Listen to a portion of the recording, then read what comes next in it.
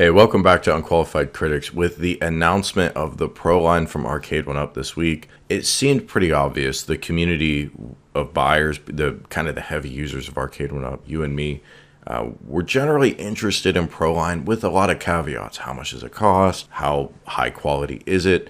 But then they announce it, and the feedback from the community has been really split. RGT85, whose content I love, by the way, this is not a criticism of him, but I just disagree with his take on this. But by introducing this pro lineup of systems that are a little bit better than the ones you're already getting, a little bit better screen, blah, blah, blah, but increasing the price to $1,000, you're alienating a large portion of your potential audience with this, because now this is not an impulse buy. This isn't even a semi-impulse buy. This is something that you actually have to plan for. I'm not picking on RGT here. Of course, he's entitled to his opinion, and I hate when people get on YouTube and are mad that someone else has a different opinion, so it's not what this is. I think he's pretty representative of a lot of people I'm seeing on the forums, on Facebook groups, about this Pro line. The Pro line itself has been hinted at for, I think, about at least a year, and it always got a lot of attention in interviews. It's something that sounds really exciting. I would see interview after interview, John D get asked about it and respond. Clearly, folks are interested, but here's where I really disagree with some of the sentiment I'm seeing. I don't see how an additional product line alienates anyone when the original product line or something really close to it still exists. And in fact, I think that's why, or at least seems to make sense, that they would announce the Pro line alongside the new Legacy cabinets. Now, the new Legacy cabinets look better than ever. 14 titles, Wi-Fi, which is a first on the 1UP Legacy, molded coin doors, which is a first, and thank God they got rid of those ridiculous stickers. So, in addition, the shape of the cabinets look better than ever. They look better than their best older cabinets. I mean, look how realistic that centipede looks. So they're improving their design. They're improving the value. We'll wait and see what the price is on these Legacy cabs.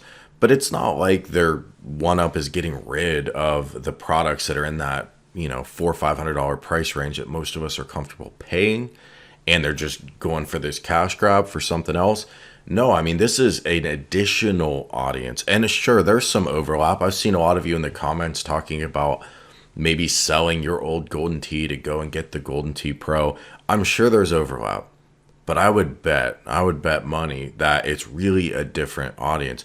$400 or $500 is one thing, $1,000 is another thing, and it's okay that those are two different groups of people that are buying two different things. I really don't see a problem with it.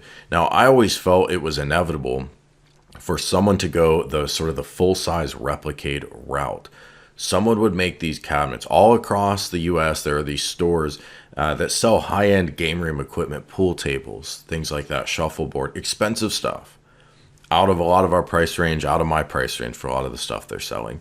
But there are people that buy that stuff. The whole man cave phenomenon. It's not always a game room. Sometimes it's a man cave where they're really looking at the stuff as super expensive decor. And at that level, the $1,000 is very much in line, or even maybe a good price compared to a lot of what that stuff costs. Look, I'm comparing apples and oranges here. A solid wood shuffleboard table, an Arcade1up cabinet, these things aren't the same. I'm just pointing out, I think this is a different breed of buyer than me, for example. I bought 15 or 16, whatever the final number has been, Arcade1up cabinets.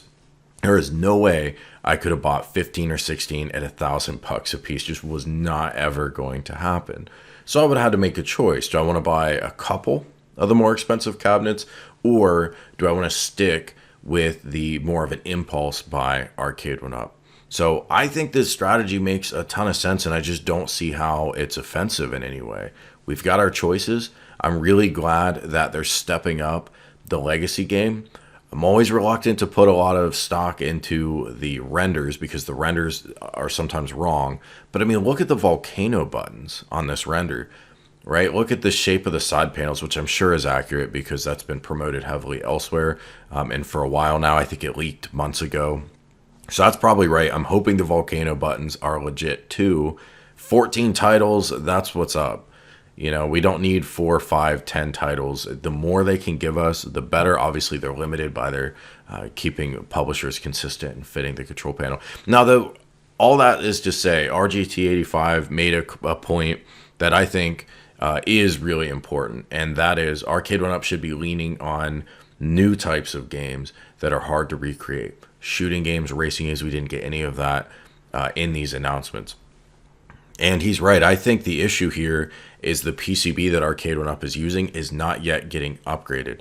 When you look at Golden Tee, it seems to be using the same chipset as the regular Arcade1up cabinets, as evidenced by no Silver Strike bowling. They're not taking that next level of game, which is just more resource intensive to run. I'm guessing that's why we're not getting the Daytona USAs. That's why we're not getting the House of the Dead. I think that stuff's coming, and I would have loved to have seen it now.